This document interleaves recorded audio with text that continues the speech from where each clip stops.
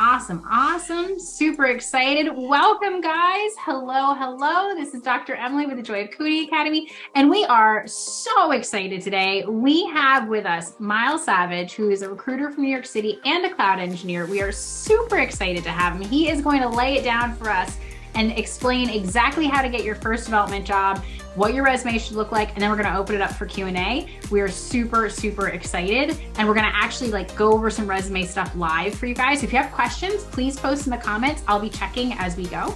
But right now, I want to let Miles share a little bit about himself and his journey, because we're so excited to have him. Welcome, Miles. Yeah, absolutely. I appreciate you having me here, Emily, and I'm happy to be doing this. So my name is Miles Savage. I work for an IT staffing firm, and I do recruiting and consulting. So the firm that I work for, they're called Specialist Staffing Solutions. We are originally a UK-based company, but have been in the US for about 20 years now. And my specialization is in the software development space. So I specialize in DevOps, site reliability engineering, platform engineering, and cloud engineering. And really, when I first started my career as a recruiter, I first started and I was more of a 180 recruiter. And what that means is that I would only deal with candidates and I wouldn't deal with clients and candidates as well. And now I do both. But when I first started, I recruited a lot of functional roles, but I had recruited a lot of junior level positions as well when I first started. And now I'm more of a specialist and, work within this space in this field here. I code in my free time a little bit, spin up some of my own VMs in my free time. And really the reason why I do that is because as a recruiter, you need to be an end-to-end business partner with the client that you're working with. And if I can understand exactly what you're doing, not only can I source for candidates better, but I can also help clients solve whatever problem or issue that they're dealing with. So I'll just start from here. So when we're looking at people that are fresh out of college, right? We want to figure out, okay, where do I want to work? Who do I want to work for? What area of IT do I want to specialize in, right? So really what I would say is, there's a lot of people that have, experience with back end and front end development. There are people that do both. There are people that work in the cloud and, there are people that don't, right? So it's hard because when you don't have 3 to 4 years of experience, that's enterprise level of experience, right? So you can't really highlight what projects that you've worked on for different companies on the enterprise level. So when you're first starting out, I would say really good advice is to have a GitHub attached to your resume and really just be involved in as many projects as you can. And even if it's not something that's academic related, but it's something that you just found interesting and wanted to just try it yourself, it could be interesting to a client and it may solve an issue for a client that they've been trying to solve for years, but you just happen to know it, right? And I would say also from there, really, what you really need to know is, you can understand and study basic buzzwords, but really, when you speak to the more experienced and senior recruiters, I'm not going to ask you basic buzzwords. For example, within my market, Ansible is a configuration management tool. So I'll ask you, can you tell me the difference between a role and a playbook, right?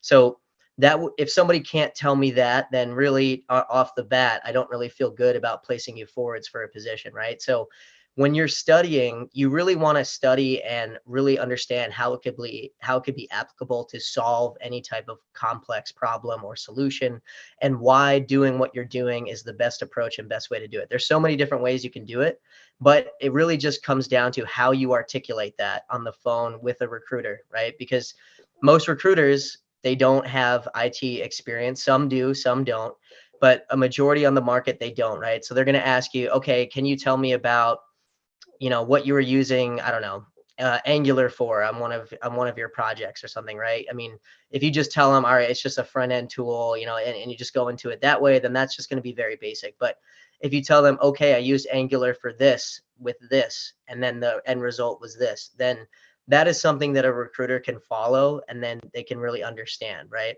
So when you're starting out, I mean, yes, the school that you go to is important for some companies, but you really have to ask yourself, do I want to be a cog in a machine, or do I want to be at somewhere where I could make an impact? Whenever you're interviewing and whenever recruiters are talking to you, you want to ask them, okay, what problem does your client have? And how can I be a good fit for that problem? That's what you want to know, right? because that's how you'll be a good fit or not.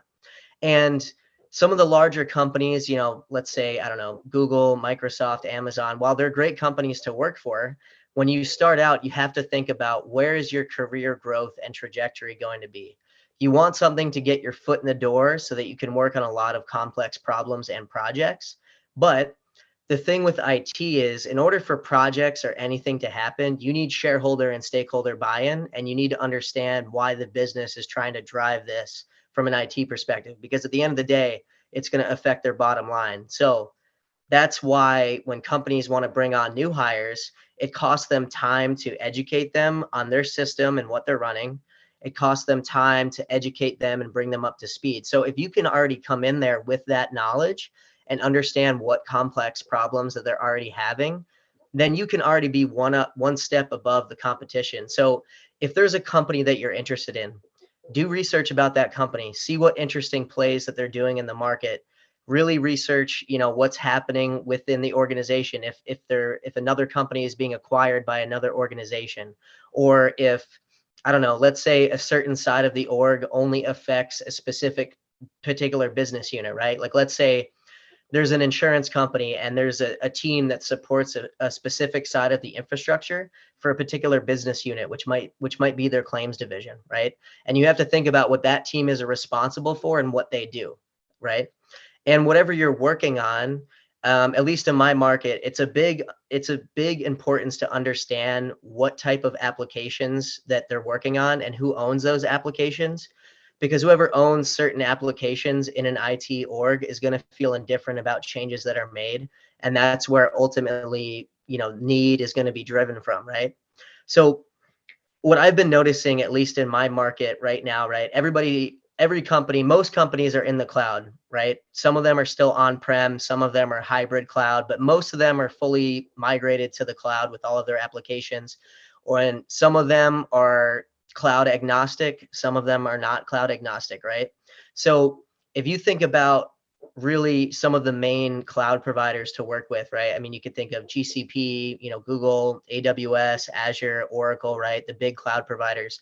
Each of them are different in their own way, and each of them serve a different function for a particular business, right? So if you as an engineer or as a developer have some understanding of the cloud and how that works, then that's going to make you one step above, right? Because when you're writing certain applications and you're writing certain lines of code, especially when you're interacting with DevOps or site reliability teams or platform teams, they're the ones that are reviewing that code, right? Testing it, right? Making sure that it doesn't break, making sure that it's viable, right? And application performance is directly related to how well the infrastructure is in the IT org or the business, right? So if you can have that understanding as a developer, then you're already one step above the game, because most DevOps engineers, most site reliability engineers, they know how to code, but it's basic level coding, right? They don't need for their job. They don't need to code on a daily basis. So if you know how to code and you understand the cloud and how that works, you're a Swiss Army knife, right? What I like to think of when you're interacting with people in the business is, what's great about LinkedIn is just asking people questions, asking them what projects that they're working on, right? And Microsoft gives great certifications and trainings. I was a part of a Microsoft training the other day where they're going about Git because Microsoft acquired Git. So learning about, the new features that they're going to be rolling out with that, right? So being ahead of the market before things change, right? And one of the things that I was explaining to Emily is that there's a really amazing tool that's coming about called Pulumi. It's spelled Pulumi. And Pulumi is a language agnostic infrastructure as code tool, where basically as a developer, you could write your own scripts, like as if you were to write your own Terraform scripts from scratch without having to learn Terraform. You don't need to deal with CloudFormation with 5,000 lines of code unless you do. If you do, then Godspeed, because I don't. But really, Pulumi is a great tool because you can create scripts from scratch in any language: Java, Go, Ruby, Python, it doesn't matter. And this tool is cloud agnostic as well. So you can use it with any cloud provider that you want. And a lot of companies are starting to adopt that. It's giving developers a chance to write their scripts from scratch where you don't need to learn Terraform, right? And I've turned a lot of clients onto that. So that's just a tool that I've noticed. But also, when we're going back to the topic of the cloud, right? What companies understand and sometimes don't understand is that when you're managing a cloud environment, cost is important, right? And people over allocate because you're paying for things you don't use, and you have to size it correctly, and you own no servers, right? So companies go into tech debt more often than not because when they do a complete migration, they think that they need to migrate all of their applications at once. So the trend that's happening in the market this year is more of a serverless approach, right? Because if you have something that's running for X a period of time, for example, I guess I'll use Amazon for example, right? So elastic stack, right, that will size up and size down, can eat into your gross margins and maybe more than you anticipated. So you have to account for bursts and anomalies in that particular situation. So that's why companies are pulling back. They're trying to find ways of how they can cut costs in the cloud because of how much money and tech debt that these companies are going into. So within my market, that's what I have been seeing. And I would just say, in terms of, we're talking about all this great stuff, that's what's happening in the market. But in terms of you trying to get your start and moving forwards, I mean, it's true that, you can know a lot of information, but in this world, it's about who you know. So if you're active, if you're a part of groups, if you're a part of networks, right? If you interact with people, you join in many different, I don't know, areas of focus for you, whether you want to learn, I don't know, back end development, or you want to learn front end, or whatever your niche might be.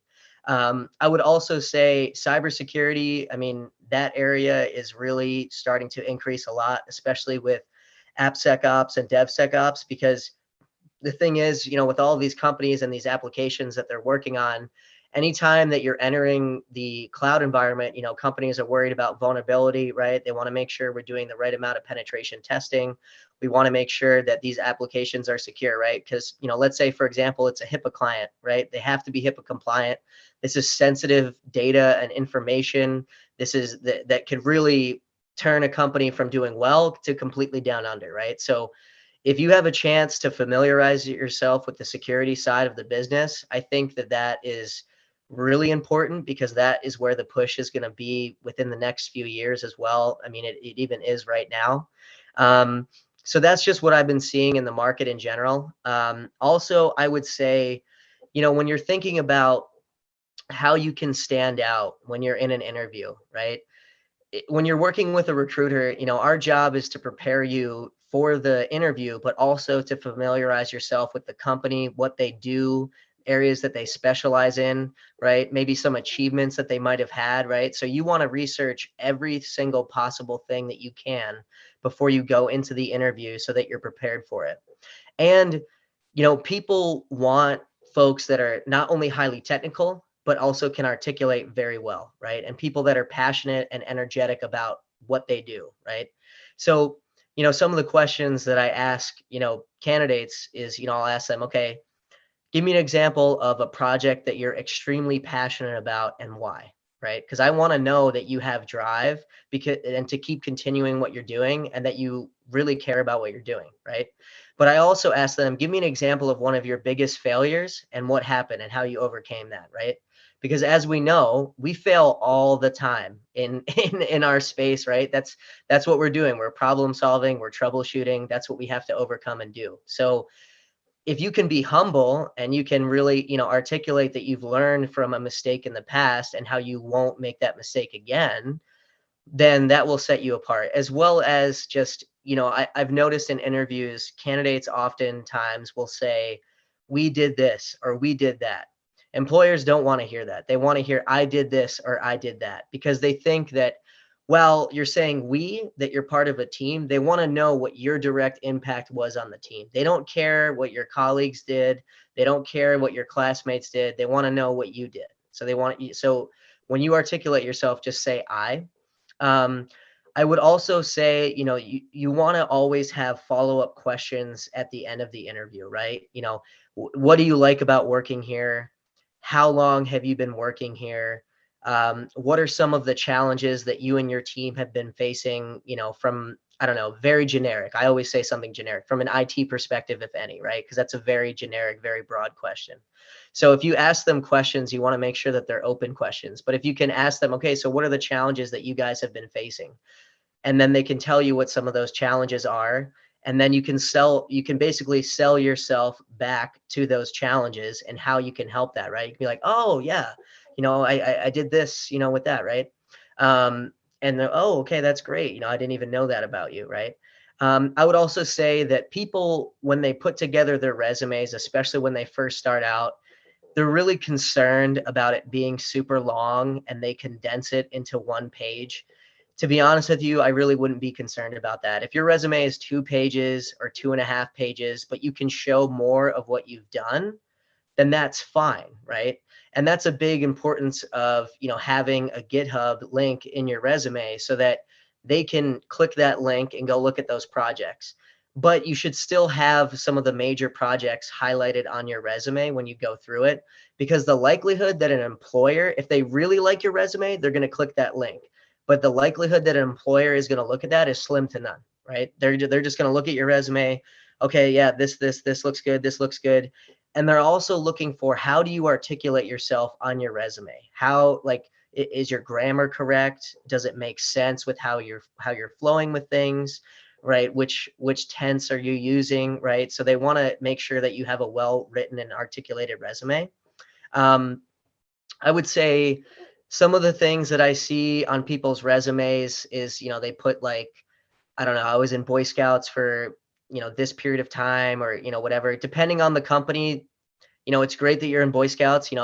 Some of my friends were as a kid, but they don't care about that. Really, they really don't. They want to know, what certifications do you have?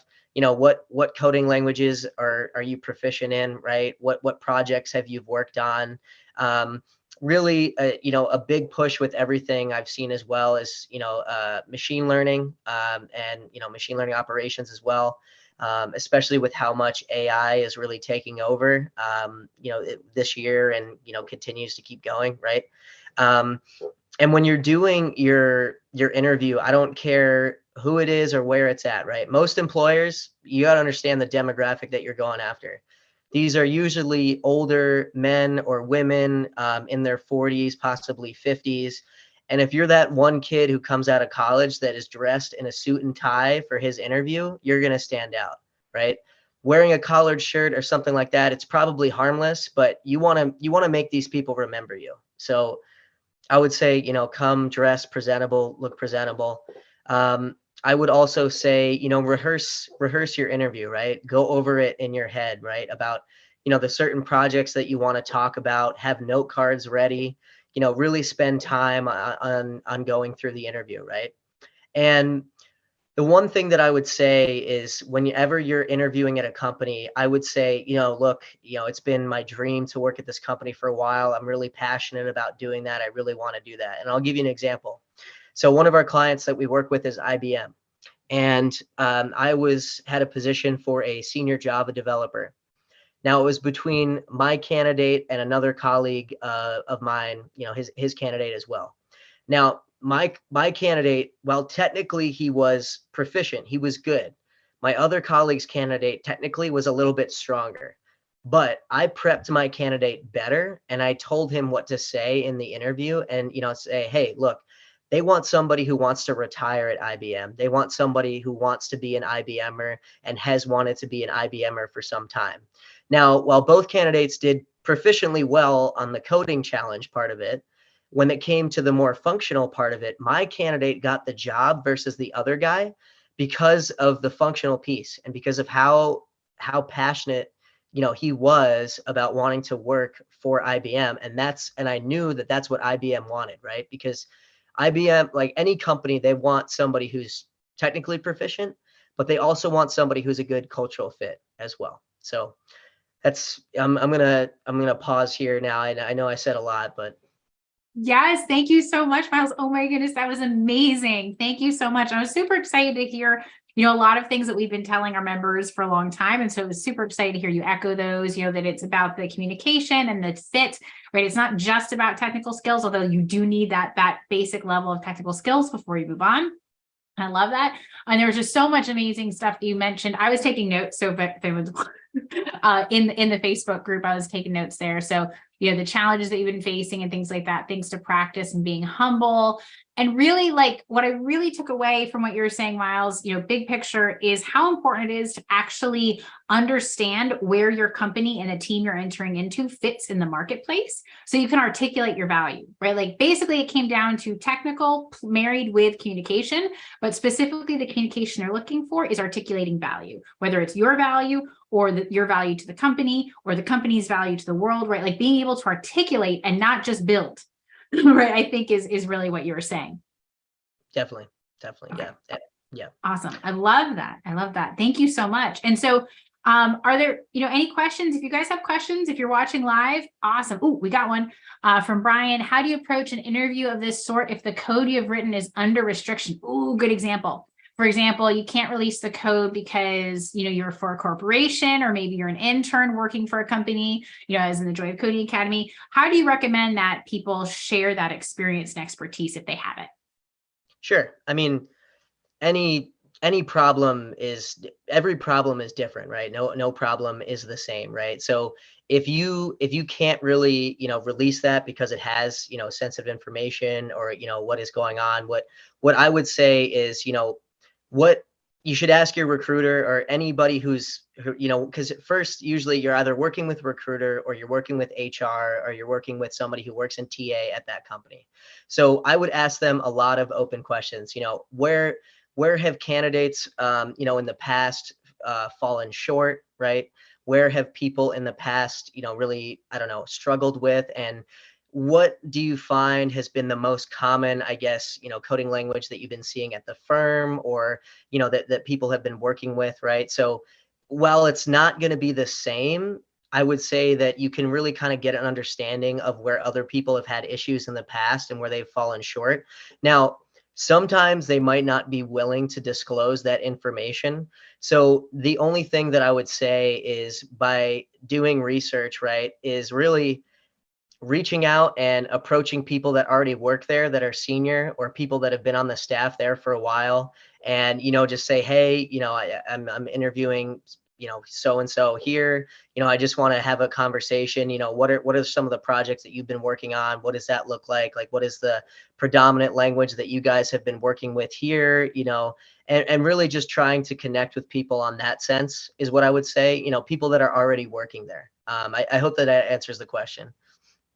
Awesome. Awesome. Yeah, Brian, feel free to jump on in again if you've got a follow-up. And we have another question from, okay. So let's see. I'll just follow on to that. And then Shauna, don't worry, I see your question. So we'll get into that too. So Brian's follow-up question, would you consider this a point where you reverse the interview, as in the person looking for the job starts asking the questions to get a feel if they fit? That's a good question. Yeah, I would say so. So if I'm understanding your question correctly, you're talking about the point where you're basically at the point in the interview where you need to flip it around and get a sense of kind of where do you stand based upon the other candidates that you're talking about. Is that correct? I just want to make sure I'm getting that right. I think so. I think basically, because I think there's actually two answers that just kind of came out from what you said. So I think what Miles is saying, Brian, is that you want to actually reach out to people before you go on the interview to kind of have that prepped. But I think what Brian's saying is, what if you flip the script during the interview? To be honest, that usually, in my experience, Miles, you can confirm, that's usually a sign of a really great interview, when you're so good for this role that you're asking them to interview if they're good for you. I think that's what he means, like on the interview, like flipping things around a little bit and asking them questions. Would you agree with that? Yeah, definitely I would. Most people, they just go into the interview and, they stick with the program. And, what's funny is that somebody said this to me: when you're dealing with, like, I talk to directors and senior directors every day, pretty much. And when I first started talking to them, I was afraid to talk to them, because I was like, oh my God, these are these people, senior director at Barclays, my goodness, but they're people too, right? They're people just like you and me, right? They get up every day, they put their pants, on the same way that we do, whatever, right? They're the same people. So yes, if you flip the script, I would say towards the end of the interview, or you kind of just have to play it out. I sit on a lot of interviews too. So if I feel like that there's a sense of staticness where there's not question after question, and then there's, they're waiting and waiting. If there's a sense of just static energy in the interview, then yeah, I would say that that's a good point to flip the script and to ask that. Excellent, excellent. And then awesome questions, guys. Keep them coming. And then Shauna asked if you had any advice specifically, Miles, for someone who's switching careers from like finance into tech. Sure. Depends on what area of finance that you're talking about. A lot of the investment banks and the hedge funds hire a lot.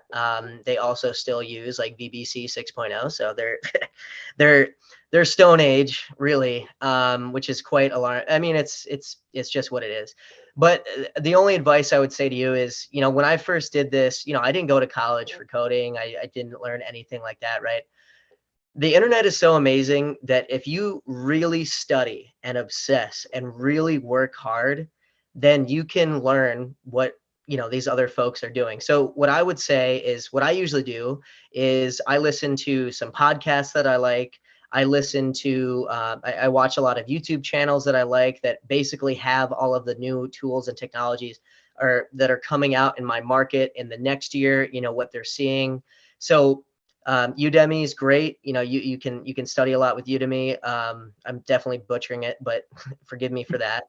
But yeah, I mean, you can go through that. Also, there's a lot of forums that you can go to and really read through, and really work with. And also, I would say that if you want to switch fields from finance to tech, I would say, all right, you already know one industry, finance extremely well. So the business side of that, right?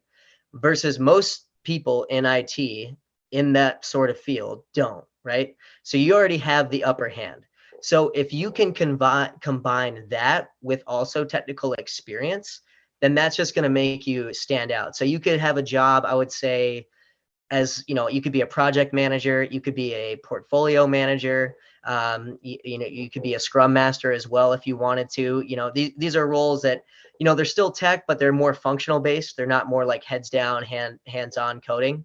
And when they look for business analysts or project managers, they want people that are functional, but also know the IT knowledge as well, right? They necessarily don't need them to code, but they're the ones that can articulate with the different business units and different business, different shareholders and stakeholders, which is important because you're responsible for these projects that are being driven, right? You're getting requirements and you are basically vetting these requirements out to the rest of the teams, and it just flows down from there.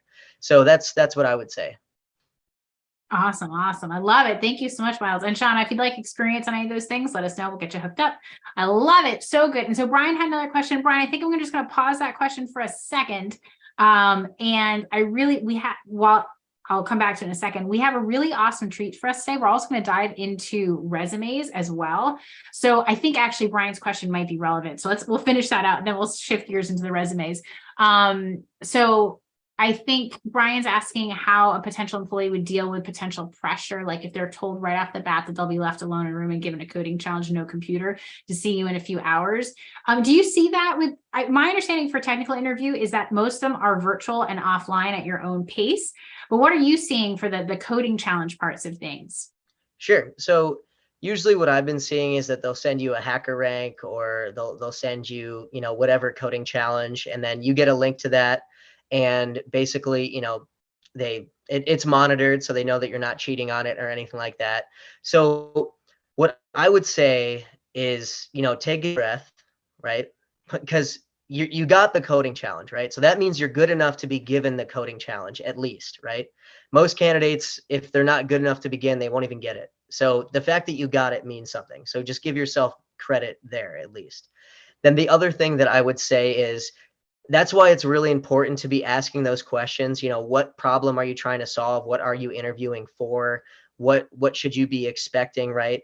So that you can have an understanding of how to prep yourself and what to prepare for the interview, right?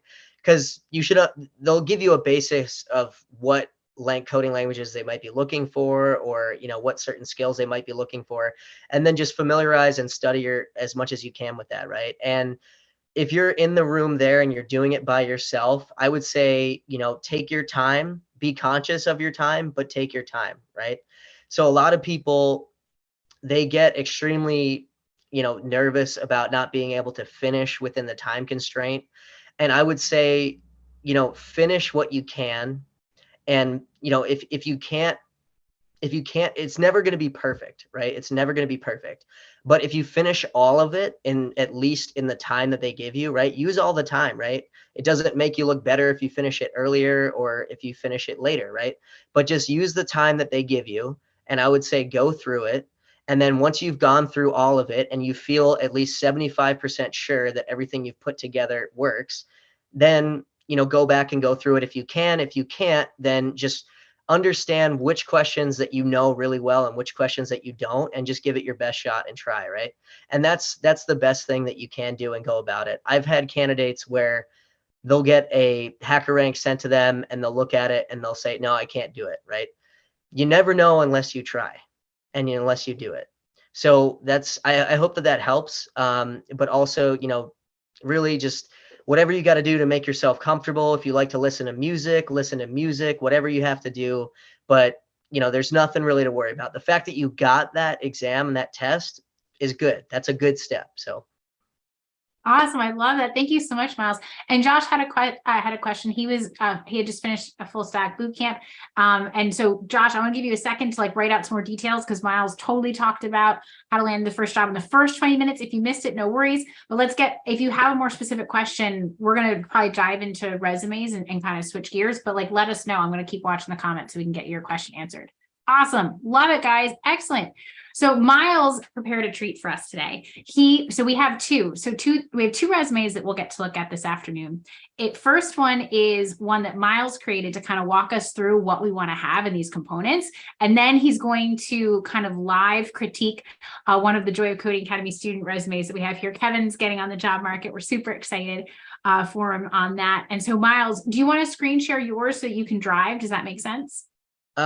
Sure, I can. I think I put it in the chat. Yes, I can also screen share it if you want. That's fine. I just didn't know if you wanted to drive it, but I can do it. Yeah, if you don't mind screen sharing Sure. it, that would be great. No worries at all. So let me screen share it. Preview sample systems engineer. Okay. Now this is for a senior person, but we're really looking for so if you can help us guide us on what this might look like for an entry level as well, which components would be different. Can everybody see this okay? Maybe I can try and zoom in a little bit. Okay. All right, beautiful. All right, so this is a resume of a gentleman. Obviously for privacy reasons, I got rid of their name, but basically this would be, the profile of a person who's a senior systems engineer, right? With over 30 years of experience, right? So they've been around the block a lot. And to be honest with you, the junior resumes I prefer more, because the senior ones, they think they need to put every single thing in there. But as you know, it's not really relevant up to, I don't know, because it changes every year. But anyways, so typically how I do it is I'll grab a resume and I'll basically highlight everything in there, and I'll make sure that it's on normal ABC, and then I'll make sure that it's Arial 10. I feel like that reads the best and is the easiest, right? So as you can see, starting out here, we have the professional summary section. So depending on how the candidate has put together their professional summary, I'll leave it. In this case, I liked this one, so I left it there. So usually what I'll start with is the professional summary, and you want to keep it pretty brief. And, a lot of people, they make it long, but I would just keep it pretty brief, right? And then the next thing that I wanted to go into is the technical skills for this gentleman here. So his education, this person did not go to a reputable college. They've been in the industry for a long time. That doesn't matter at this point. But typically what I'll do is professional summary, then I'll put education underneath that, and then I'll have the technical skills here, and I'll list it out via bullet points here, right? Now, in terms of the bullet points, I usually do the list indents for 0 and then 0.25 for the bullet points. And I make sure that technical skills is highlighted in bold, professional summary is highlighted in bold. Now, if you can notice from looking at this right here, nothing is in italics. There's no weird font. There's no color or anything like that. It's just black and white. What you see is what you get. And that's the easiest read. So Emily, if you could mind scrolling down a little bit. Sure. All right, cool. All right, so then the next thing that I have here that I go into is professional experience, right? So I had make sure that the professional experience is in bold. Also, whatever title it is, that's in bold, right? So this guy does part-time work for the NFL, so he has game day football tech rep. And the location, right, which is Las Vegas, Nevada. Okay. Now, in terms of, I guess when I sent it over, the spacing was weird, but usually No what I worries. do for the dates is like August 2022 to present. I keep that all the way at the end. And you basically want to have it all the way to the end to the point where if you hit one more space, it's going to go below. So that's basically how I have it set up so that everything is lined up together and you can, it's an easier read there. Now, a lot of the bullet points that are added on here that this gentleman had put together, it was relevant in terms of, sorry, if you go to the senior system admin when you work for NE Systems, right? Mm-hmm. So if you look at some of the bullet points here, right? So VMware cluster management for multiple sites and businesses, right? It's very just all of the things that they've worked on and all of the things that were really more applicable for this job. Now, because this role that he was that I sent him over to, they needed to have VMware experience, HCI experience. They needed to have Wintel experience as well, right? So I wanted to make sure that I highlighted he had more information previously, but I got rid of a lot of it because I wanted to just highlight what was relevant, right? And they needed to have experience with Office 365 and Azure, right? So, he has experience with that there. Now, if we go a little bit lower, all right, there we go. So Oh, one more okay. desk supervisor, one more.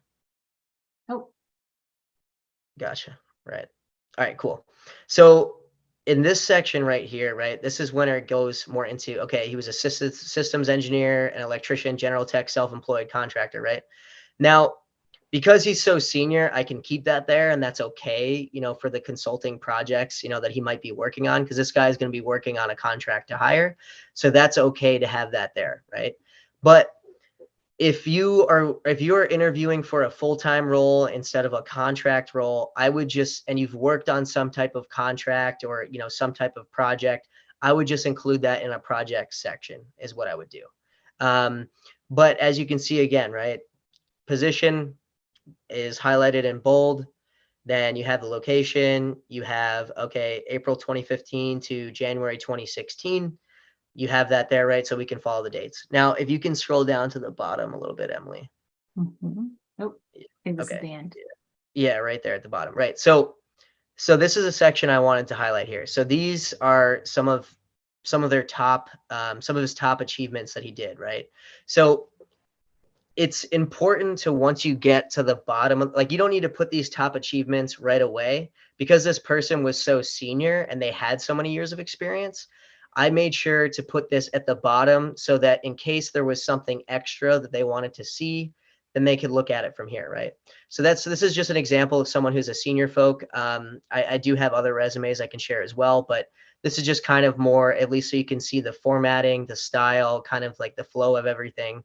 And obviously this is my company's watermark that's on there, so you wouldn't have that on yours, but that's at least gives you a general sense. So there's no weird coloring, there's no weird lettering, there's, it's just black and white put together, easy to read. Yeah. Awesome. Thank you so much. And then where would this change? Like if someone didn't have a lot of experience yet, maybe Sure. they don't have these positions, how would you adapt that? Sure. So for someone who doesn't have a lot of experience, what I would do is just start out with, your name, obviously have a, some type of professional summary, then, include your education. Then I would include, what your major, what your minor was, if you got a master's of any kind, include that as well. What your GPA was, right? That's pretty Mhm. important. If you have a GPA to write home about, great, put it on there. If you don't have a GPA to write home about, then don't put it on there unless the position requires it. And Miles, what if you're largely self-taught or you might be coming out of a boot camp? Would you adapt that then? So if you're coming out of a boot camp, what I would say is really just highlight, okay, your professional summary. Then I would include your technical skills, right? Just have a section for that, your technical skills from there.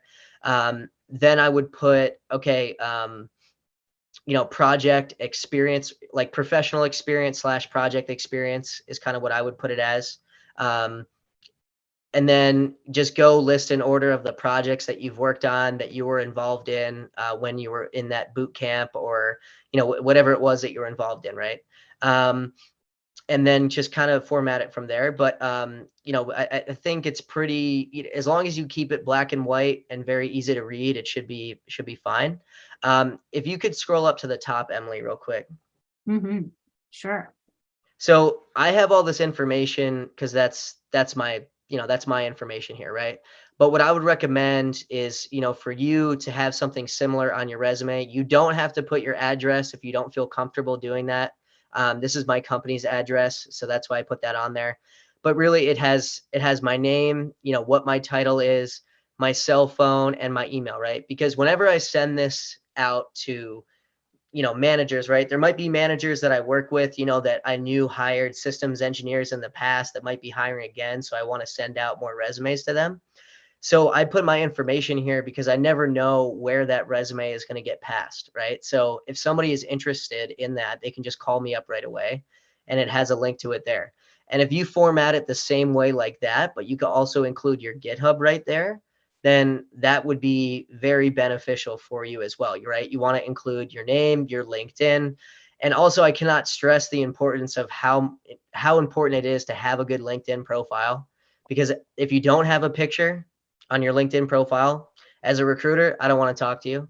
If your connections are under, I don't know, depends on your years of experience, but if your connections are under, like, I don't know, 200, I don't want to talk to you.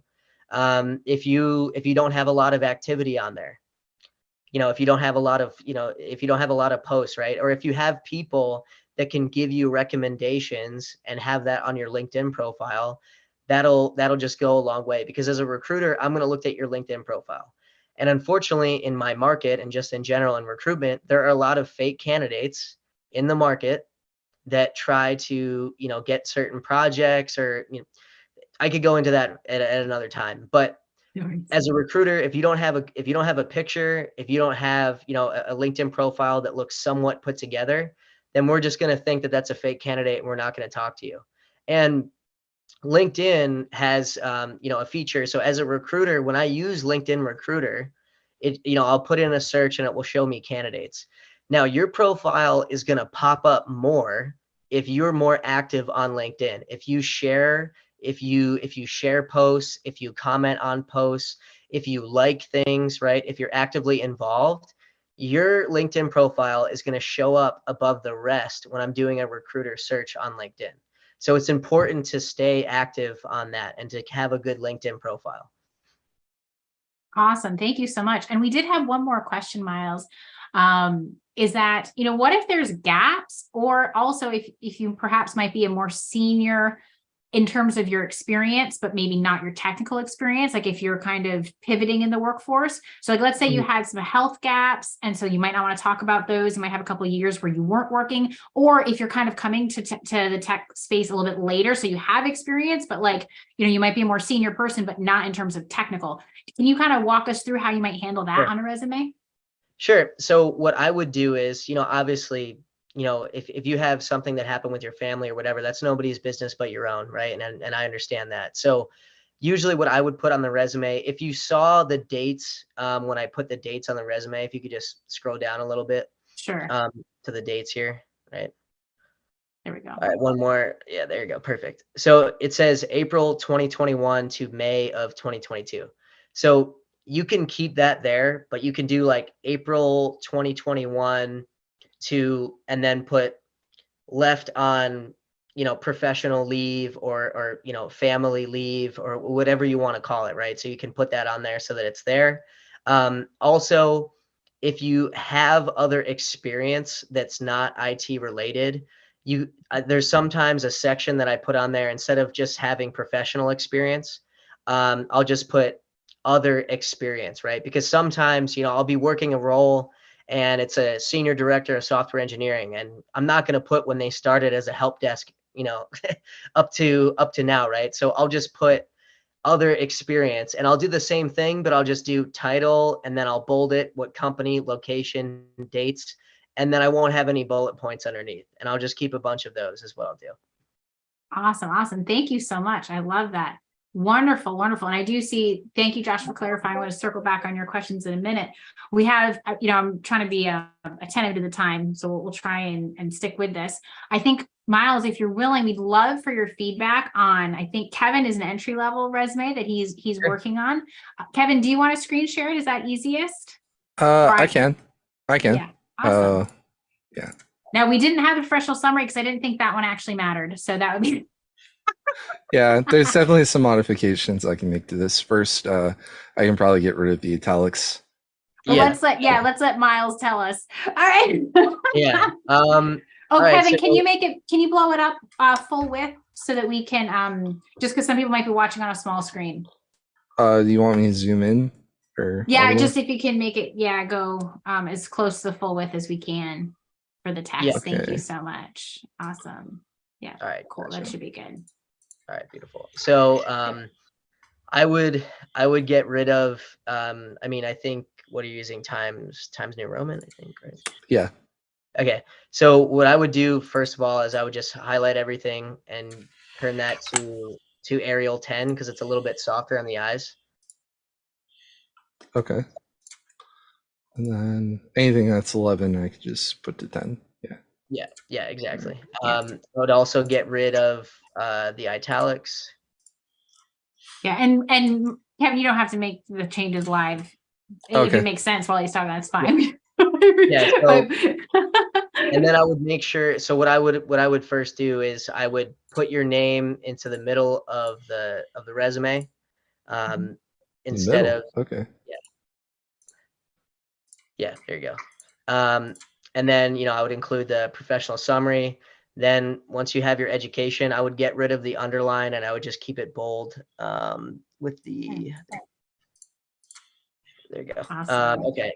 And then you see how there's no spacing underneath each section. It's all just right underneath one another. You want to make sure that there's spacing there. And then if you have, go ahead. So like that or double spacing? Yeah. No, that's perfect. Just like that. That's same thing for, Joy of Coding Bootcamp. Okay.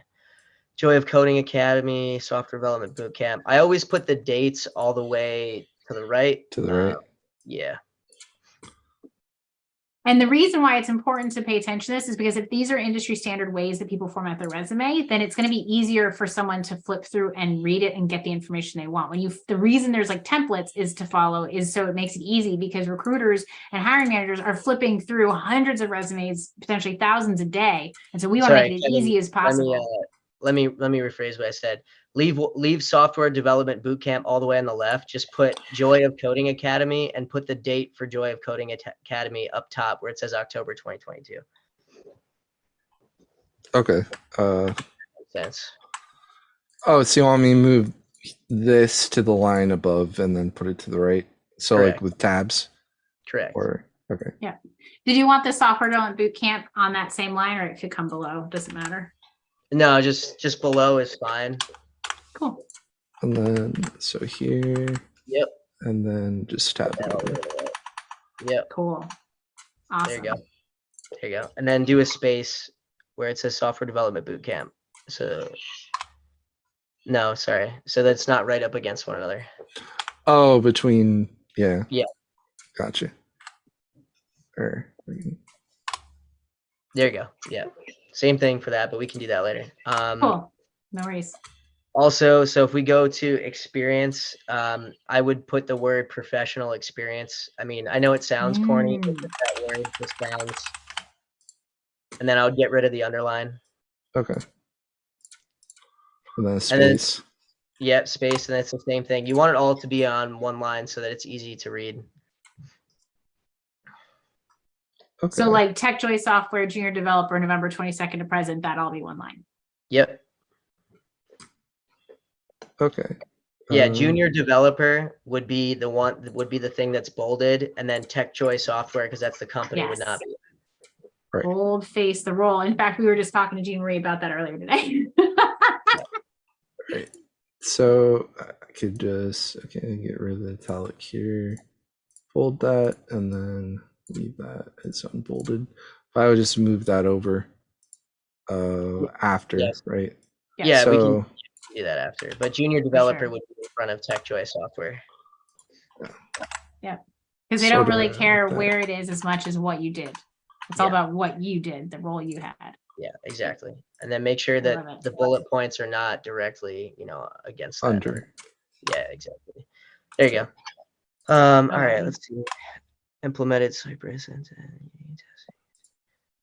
project management tasks using GitHub, SendHub to review and merge feature requests. I like the link that you have there. Okay. So is Intern the same company, TechJoy Software? Yes. Yeah. All right. So I would still put TechJoy Software on there. Okay. Because you might know that, but somebody who's reading it might not. Cool. Okay. Intern TechJoy Software, and yeah, put that in there. Yep, there you go. Okay. Other positions held: material handler, accounting intern. Yeah. So the other positions held, just keep that at the bottom of the resume, and then technical skills should be right under education. Oh, okay. Great. Oh, yes, it went over the line here. Okay. Yeah, Miles, do you need to put references available? I would put like references. I can provide references upon request, as I would put that at the bottom. Okay, cool. That's what was there. So like right here. Yeah. Okay. Yep. There you go. Also, right, because it's a little bit harder to read, sometimes what I recommend doing is if you make like a little table, right? You can have a table for, programming languages, development, databases. Oh, you worked with MongoDB. All right. Also, operating system, CI/CD. If you put a table together, then it doesn't look like, you know what I mean? Like this kind of looks like, I don't know where the words are coming in, but yeah, if you put it's in a harder table to read this way. Exactly. Yeah. But if you put in a table, it's easier to follow. I'll just put in a note. Awesome. Right. Because basically it's about how they're going through so many potential resumes. How easy can we make it for them to appreciate who you are? Right. Yeah. And also, I would make sure that if you have a GitHub, I'd put a link to your GitHub in there. The email is fine.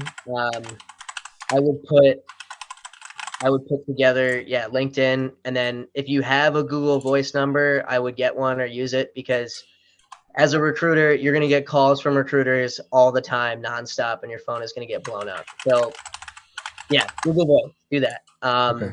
Or you could screen calls as well as you could do it, because, and the thing is that you're going to have recruiters that are fresh starting out, and they might call you about a senior, a senior .NET architect role, and haven't looked at your resume. You're going to be like, dude, why are you calling me? So. Right. So if you have a Google Voice in there, it'll avoid some of the hassle of having people blow up your personal phone all the time, which can be very annoying. That's good. GitHub link, LinkedIn. Okay, cool. I would also say if you put general location, you don't have to put your address, but if you'll put I don't know, Greater New York City metropolitan area or something like that. Mm-hmm. Right. So could I do in Kevin's case, Miles, if you're living in a different place where you're targeting your jobs, which one would you put? Because I think Kevin's goal is New York City, New Jersey, but he's currently located somewhere else. Do you have a recommendation there? I would put Southwest Michigan, and then I would put in parentheses, willing to relocate. Okay. But this way, they also will know if they interview, it needs to be remote interview, but that you will be on site when the time comes. Yeah, because the market is shifting towards so many companies want people on site. So the market is shifting. Awesome. So yeah, Southwest Michigan, willing to relocate. That's good. Yeah. Because even as a recruiter, if they see your location, if they have on your resume willing to relocate, they're going to send you for so many more jobs because you're already willing to relocate versus some recruiters, they'll see it and they'll be like, all right, he's in Michigan, not worth my time. I need someone in New York. Right. Yeah, exactly. Awesome. Awesome. Cool. Any other, so I don't know if we scrolled down. I think we scrolled down through the whole thing, right? Any other recommendations, Miles, for, yeah, I'm just looking at it. Microsoft Dynamics. Yeah, I mean, I think for the most part, it looks pretty much put together here. Yeah, I mean, definitely what I would do is if you could scroll down a little bit. So you have professional experience, junior developer, then you have your experience as an intern there. And scroll down a little bit. Okay. So I know that you have a section where it says other positions held. I think that that's fine, but I would also put a section in bold that says projects if you can. Okay. So that, because if you have some really cool projects that you've worked on, and I'm sure you have, if they can see like 2 that you worked on that you're really proud of and you can add a lot of detail, that will make up for a lot of the lack of experience. And when recruiters search for your resume, there might be specific tech stacks or I don't know, specific languages in that project that you worked on that's not on your resume, and it'll make you come up more. Okay. Where would I put that, like in the greater context? So instead of like I would do it right before other positions held, and then obviously you want to copy and paste. Oh, you already did the technical skills. That's fine. Yes. So projects. There you go. And then make that bold. No, you can keep that there. Actually, sorry, you didn't need to get rid of that. Oh, the colon. Yep. Okay. Yeah, like I use a colon for every section usually. So you can do projects, and then I would list like 2 major projects that you worked on that you're really passionate about and that was exciting. Right. Yeah. That should be good. Also, when you put all this stuff together, what you should do, if you can, is put it in PDF format. It just looks more professional and it reads better. And also, once you get further along in your career, sometimes I'm not saying I do this, but sometimes recruiters will take a resume, they'll modify it, they'll change it, and then they'll send it out to wherever they can just to get traction somewhere. So if you have it in a PDF, they can't do that. Oh my goodness. Thank you, Miles. Oh my goodness. They can't modify it if it's in a PDF, right? No. Well, they can. They can export it from PDF to Word, but as you know, that looks like soup. So yeah. Right. Yeah. Have fun trying to spend hours trying to put that together. Right, for sure. I love it. Oh my goodness. Awesome. Well, thank you so much. So Kevin, Team Joy, anyone who's watching live, any other questions about the resume piece? And then I do have a couple, we have a couple other just like general job application questions. So Brian noted the length of the resume, the pages and pages aren't necessary. This one was 1 page. Although Miles, when you showed us the senior resume, that was like 5 pages. What, for someone just starting out, like in Kevin's case, what would you recommend, like in terms of length? In terms of length, I would say probably 2.5 to maybe 3. If you can add more projects, and that's fine. People are so concerned about their resumes being so long, and but if you can add interesting projects, 2.5 pages to 3 is fine. I would say typically 2.5. People get worried about that, but you could be missing out on a lot of information by trying to condense it. So yeah, right, because they're not necessarily going to follow those links. So that's a great tip.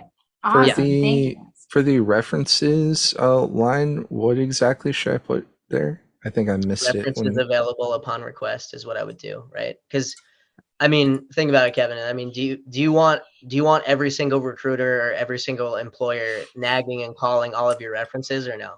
No. Yeah. I was just wondering if that was the right way to write it. No, that's fine. That's fine. Yeah. I mean, because then they're not going to be your references anymore if that happens. So quick question, Miles. Do you think that the other positions held, like for entry level, I mean, they're non-technical. Is that helpful? Does it not matter at all? Could they be left off? What would you say? In Kevin's case, I don't really think it matters. Okay. I think material handler, I don't think that's relevant. I mean, if Yeah. you're going for a firm that does, let's say they're using, I don't know, Tally or, whatever or accounting tool that they're working with, then yeah, maybe as an accounting intern, that would be on there. But the thing is that they have access to your LinkedIn, right? So they can look at your other positions that you held if they really wanted to, right? So I think I would get rid of that and I would put more highlighting of the projects, to be honest. If I had more space to put in my projects in there, then I would. I think it really just depends. Like credit intern, no. Operations intern, no. Peer tutor, no. I mean, you could put Yeah. peer tutor when, underneath education if you wanted to, but Ah, that's a good place to put it. yeah. Yeah. Cool. Thank you. Awesome. Thank you. Yeah. Wonderful. Cool. So if there are any other questions about Kevin's resume, I do have a couple other questions that came through from the group. I'm trying to keep an eye to the time because I know we're running out. But Miles, if you have just a couple minutes for one or two more questions. Oh, I got the rest of it. I'm Oh, good. perfect. We probably won't go that long. But Kevin, Okay. thank you so much, Kevin, for being our guinea pig. Sure And being thing. willing to share. We really appreciate that. I'm going to Yep. stop the share and just go back to our view here. Awesome. So Josh had asked before, we were switching gears and he gave us some more. So thank you, Josh, for expounding. He's looking for advice to get his first time position. And so he's asking, should the goal be to create as many projects as possible? Or like, for example, I've seen a lot of students have success with one or two projects going deeper. And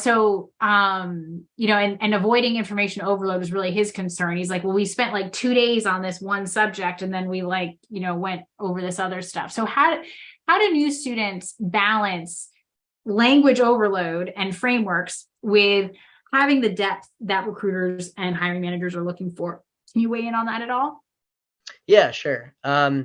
Yeah, I mean, look, it's you can't specialize and do everything in IT. I mean, that's just impossible, right?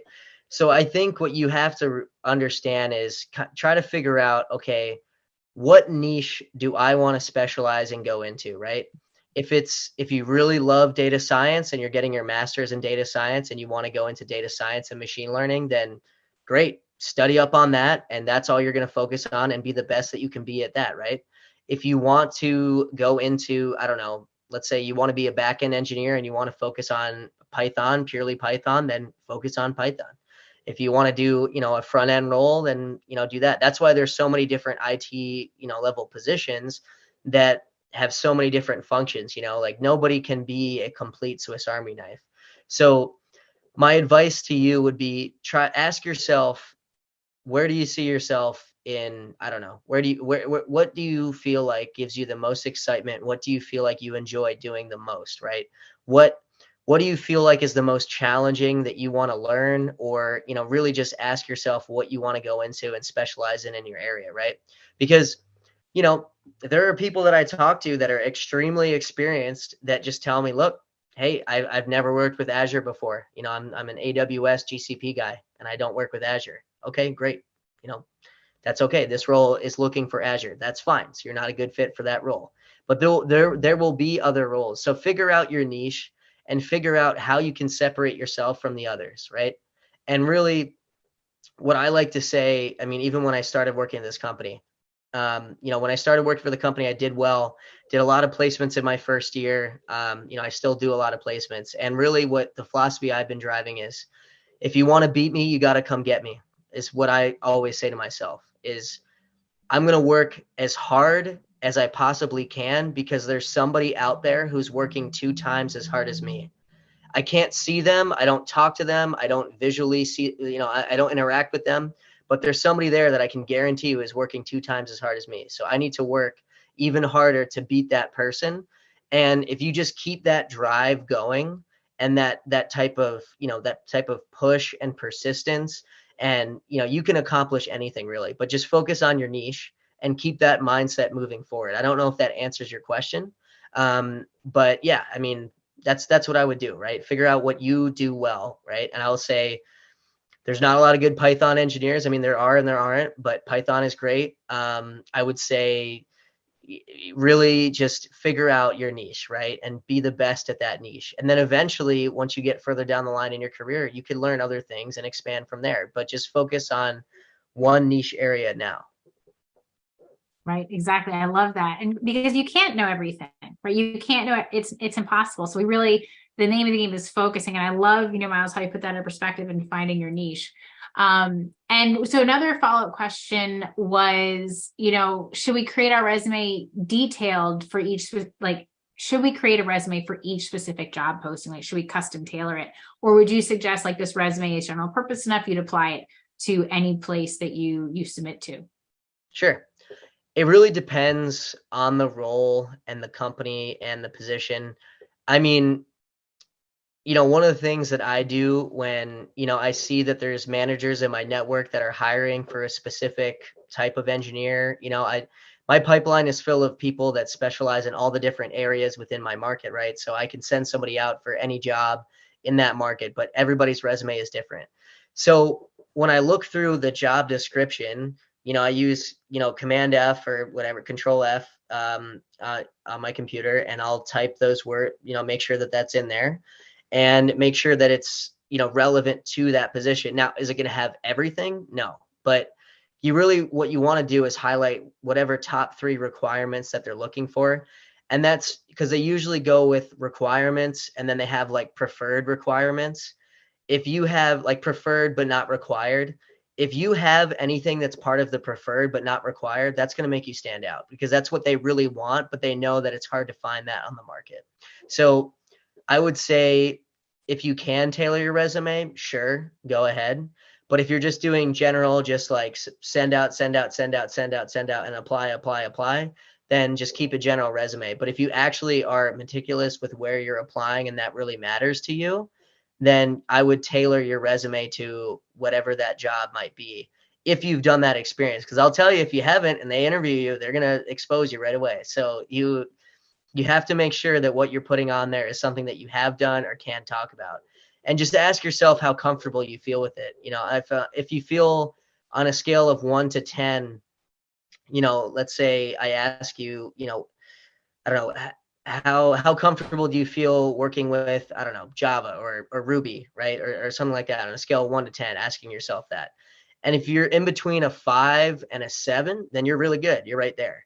If you're in between like a 2 to a 3, probably not, right? Because nobody's going to be a perfect 10 when it comes to that, right? So, an example, I was speaking with somebody on the phone and I asked them on a scale of 1 to 10, how experienced are you with Chef, right? And they told me that they were a 10. I said, really? So you were the best in the entire world at Chef, right? So that's what you have to understand is you're never going to be perfect at it. But if you're in that like 5 to 7 range in comfortability, then you're really good at it. If you're that 3 to 4 range, kind of okay. 1 to 2, probably not. But just keep it within that range and check in with yourself on it, right? Awesome. I love that. Thank you, Miles. Excellent. So Josh, if you have any follow-ups, I think we got those covered. And then we had another. So one person had asked earlier, Shauna had asked about finance, transferring from the finance sector. Miles, have you seen anyone transferring from like K through 12 education? Do you have any recommendations there? Say that again. Shifting into a tech career. If someone's coming from a K through 12 education background and they're switching into tech, do you have any suggestions for how they might go about getting their first position in that career switch? Yeah, it's a great question. So, for example, there's a lot of educational based SaaS companies. There's a lot of different companies that work within education, and the fact that you are an educator yourself and you understand how it's applicable to the classroom, how it affects the students, how it affects, basically just everybody, right? Because you've been in education, you understand how that works, right? So for example, there's this company called Great Minds that I work with. They're an education-based company. So if you want to transfer, like I was saying, from what you're doing to tech, start by picking a domain that you're already familiarized in and you've worked with. Somebody who understands how that works from not from an IT perspective, right? Somebody who can understand that from a functional perspective. And then that's how you can get your foot in the door and set yourself apart, right? Because a lot of companies are like, all right, well, does somebody have experience with education? Does somebody have experience in our domain and our market? Because you're going after their customers because you are their customer or you were their customer. So that's what I would recommend. Awesome. Awesome. I love this. And to be honest, this is what we often recommend inside the Joy of Coding Academy is that we're looking for that warm interview path where we're not just blindly throwing resumes at hundreds of Indeed postings or monster.com postings, but we're actually trying to find a connection. That could be with your previous experience, right? It could be a personal connection, but finding some route in to kind of guarantee that your resume gets past the AI or the the coding wall and gets to an actual human to human eyes. So yeah, Miles, do you have any, recommendations there for helping jump that barrier when when someone's submitting and they just, I can't get my resume looked at by a human? Sure, absolutely. So the one thing that I would say is, it doesn't hurt. It doesn't hurt to be cheeky. And what I mean by that is, let's see, there was a manager at MasterCard that I knew plays golf, and I was a golf caddy for 9 years. And he wasn't getting back to me, but I had a great candidate and I just wanted him to look at the resume, right? So what I did is I sent him an email. I said, hey, so-and-so, great chatting with you. Would love to connect sometime over the golf course. Didn't know if you had a chance to look at this candidate's profile, right? And I sent a picture at the bottom of a really nice golf course that I know I can get him onto that he wants to play. And, and then he responded to the email just like, hey, no problem, man. I'll check this out, right? So if you're having trouble getting your foot in the door that way, you just, figure out what people like, figure out what they're interested in. If you share some commonality together, maybe, it might be a school or it might be a sports team that they like, or just anything in general where you have some common ground, then you can kind of try to mold that in terms of how you, reach out to them. I'd also say that if you ever want to email, like LinkedIn email, like a manager or somebody who's hiring, keep it short and sweet. Really, really short. They have no time to look at something extremely long with the summary, with everything that you're doing. Just keep it really short and sweet. Hi, my name is so and so. I've been following you in your company for quite some time now. I'm interested in blah blah blah. Who do I need to talk to, or whatever, right? So that's a way that you can get past it, so that a person looks at it. Also, in recruiting, at least, there's a difference between an MSP and a direct relationship with a client. So an MSP means managed service provider. So larger companies like Microsoft or Google or Prudential Insurance that's in New Jersey, they have a vendor system where basically if there's an open position, you all as recruiters, we have to work with that vendor system. They look at a bunch of resumes, they pick it out. It takes forever to respond back.